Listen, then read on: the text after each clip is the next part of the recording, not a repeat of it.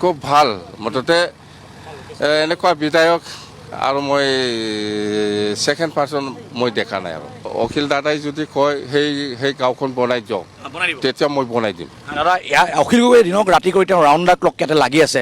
একদম অখিল গগৈ দাদাইতো পূৰা লাগি আছে, আমি দেখি আছোঁ, শুনি আছোঁ আৰু আজিও আমাক খুব ভালকৈ ৰিচিভ কৰি পেলাই আমাক অলপ ব্ৰেকফাষ্ট খোৱালে ভালকৈ আৰু ইয়াৰ পিছত আৰু লাঞ্চো খুৱাব আমাক খুব ভাল মুঠতে এনেকুৱা বিধায়ক আৰু মই ছেকেণ্ড পাৰ্চন মই দেখা নাই আৰু। দাদা আৰু এটা কথা কওঁ, বানে একেবাৰে শেষ কৰি থৈ গৈছে শিৱসাগৰখন, শিৱসাগৰ সমষ্টিটো, শিৱসাগৰ জিলাখন।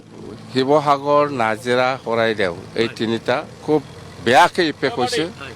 সেইটো ৰিকভাৰ কৰিবৰ কাৰণে সময় ল'ব। মুঠতে আমাৰ দায়িত্ব আছে গভৰ্ণমেণ্ট হিচাপে, অসম চৰকাৰ হিচাপে হওক বা গভৰ্ণমেণ্ট অফ ইণ্ডিয়া হিচাপে হওক, ইহঁতৰ ছেটেলমেণ্টৰ কাৰণে কেনেকৈ কৰা যায় অতি সোনকালে ব্যৱস্থা ল'ব লাগে। নিশ্চয় ছাৰ্ভে কৰি আছে, আমিও BTC গভৰ্ণমেণ্টৰ পৰা যিমান পাৰে আমি দায়িত্ব ল'ম।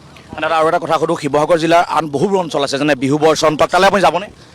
আছে, অখিল দাদাই ক'ত লৈ যায় তাতে আমি যাম। কিছুমান গাঁও আছে একেবাৰে শেষ হৈ গৈছে, এটা ঘৰ নাই, যিটো নেপালী খুঁটি আছে আপোনাৰ। আপুনি কওকচোন কোনটো গাঁও বেছি এফেক্টেড হৈছে? নেপালী খুঁটি, কমল চাপৰি, সুন্দৰ পুখুৰী, বামুণ পুখুৰী, এইবিলাক নাজিৰা শেষ হৈ গৈছে গাঁও। অখিল দাদাই যদি কয় সেই গাঁওখন বনাই দিয়ক তেতিয়া মই বনাই দিম।